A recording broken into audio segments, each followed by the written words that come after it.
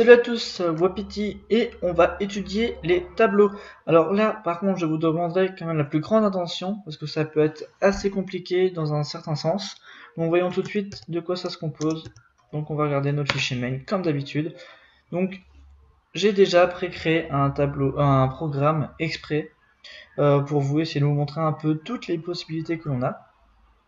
Donc, un tableau. Les tableaux, comment ça marche? Donc déjà on a classique, nos deux include stdlib et stdio. Notre fonction main. Alors pour déclarer un tableau, c'est simple, c'est int, donc un tableau d'entier. On ne peut pas varier les structures à l'intérieur.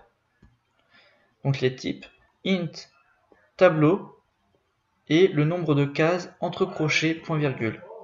Le nombre de cases dans un tableau est marqué à 0, 1, 2, 3. Là, c'est ce qu'on va voir, ce sera les indices du tableau et les indices des cases. 4 cases, on va s'arrêter à 3. 5 cases, on va s'arrêter à 4. Et ainsi de suite. Notre tableau est déclaré et donc du coup, on ne sait pas ce qu'il y a à l'intérieur des 4 cases. Ensuite, une fois que notre tableau a été déclaré avec 4 cases, on peut lui affecter par exemple la deuxième valeur du tableau. Donc tableau 1 qui correspond à la deuxième case. Je peux lui dire d'être égal à 42, point virgule. Donc la deuxième case sera égale à 42. On peut tout de suite regarder à quoi ça correspond en faisant un printf pourcentage %d parce qu'il s'agit d'un int, virgule, tableau de 1. Et donc là on va accéder à la valeur de la deuxième case du tableau.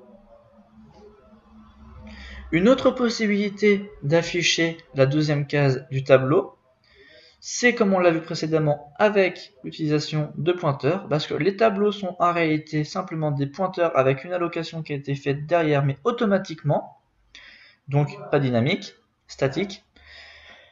En faisant printf, pourcentage %d, le pointeur du pointeur de tableau plus une case mémoire. Donc c'est-à-dire que le pointeur qui pointe sur le tableau qui est ici, donc sur la première case du tableau, et on va accéder à la case tableau plus 1. Donc c'est-à-dire sur cette case-là, je vais pointer sur la deuxième qui est ici. Et donc c'est comme ça qu'on peut y accéder. On va tester tout de suite notre programme, donc on va le compiler. Donc c'est lang main.c. Du coup, je me retrouve avec un a.out. A.out, voilà. Donc on voit bien qu'on accède à la deuxième case, donc le tableau 1 à 42, 42, 42. Donc les deux façons ici fonctionnent pour accéder à la case du tableau. Ensuite, on a un tableau d'entier que l'on déclare d'une autre façon. Le tableau d'entier qui va contenir 6 cases, on va l'initialiser directement lors de sa création. C'est-à-dire qu'on va faire égal 1, 2, 3, 42. C'est-à-dire que la première case du tableau va être égale à 1, la deuxième case à 2, la troisième case à 3, la quatrième case à 4. Et toutes les autres qui sont derrière seront égales à 0. On peut vérifier en faisant un for, une boucle for, et en affichant les résultats des cases du tableau. Et donc du coup, on fait exactement la même chose que ce qu'on faisait avant, en faisant avec la première possibilité tableau de i pour accéder à la énième case en fonction de la boucle for, et un deuxième print en utilisant le pointeur du tableau plus i.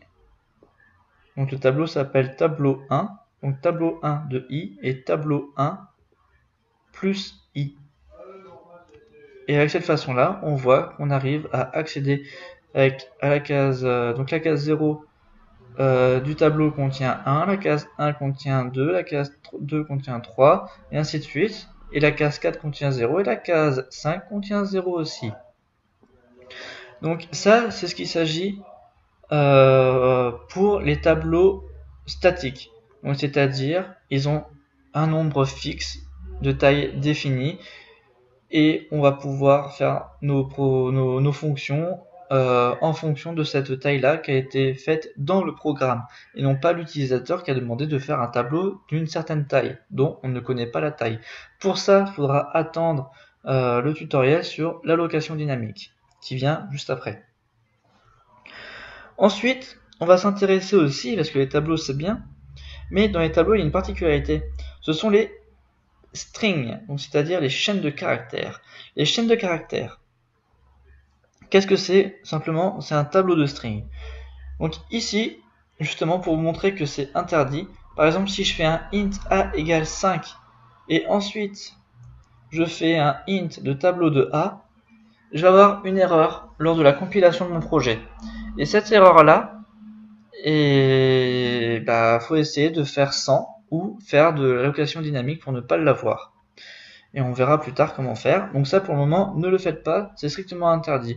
À moins que ça passe pour votre compilateur, parfois ça passe, mais en tout cas ce n'est pas du tout recommandé de le faire.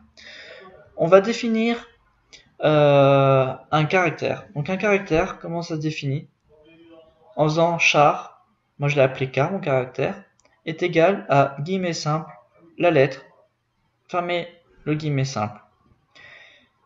Et en fait, à savoir, ce qui se cache à l'intérieur du A, c'est un entier. Dans la case mémoire, c'est pas du tout stocké comme une lettre, c'est stocké comme un nombre. Et pour avoir plus d'informations là-dessus, allez voir la table ASCII qui est disponible partout, vous verrez à quoi correspond chaque lettre. Après, on affiche un caractère de cette façon-là, en faisant %C, écart, donc là rien de particulier.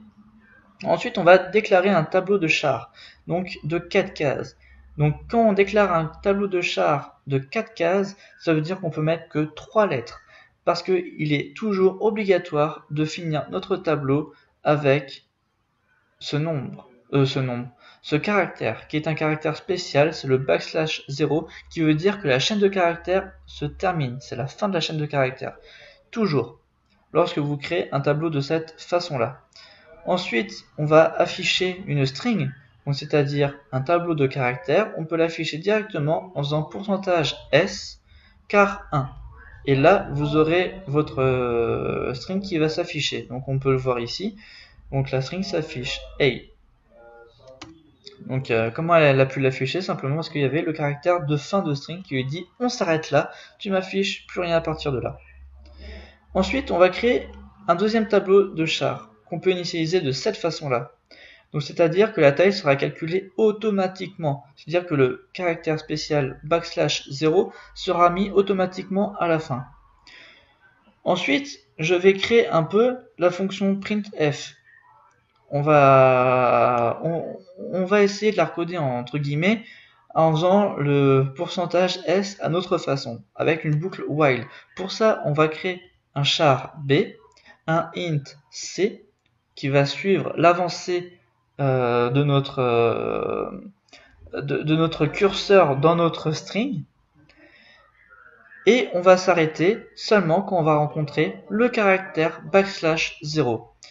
Donc quand je fais parcourir ma boucle, je vais déjà afficher le caractère qui correspond ici, donc en faisant un %c car 2 de mon chiffre, donc c'est-à-dire de mon curseur, de sa position, donc il va commencer avec 0.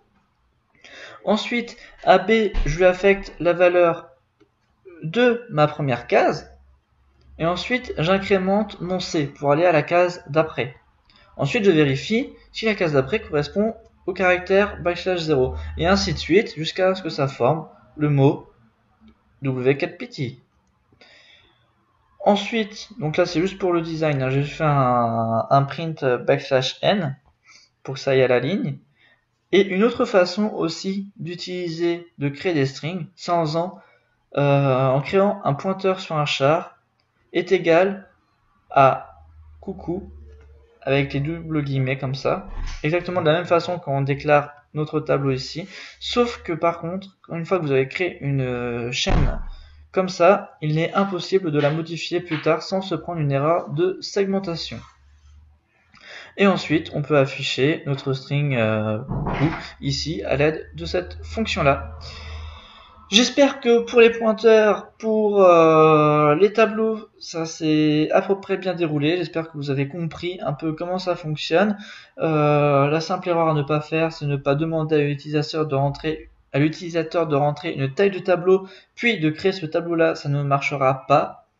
Il faut aller voir l'allocation dynamique. Mais pour le moment, avec les tableaux statiques, vous avez à peu près fait le tour pour la déclaration, la modification et l'affichage. Maintenant, je vous souhaite bon courage et au prochain tutoriel. Salut!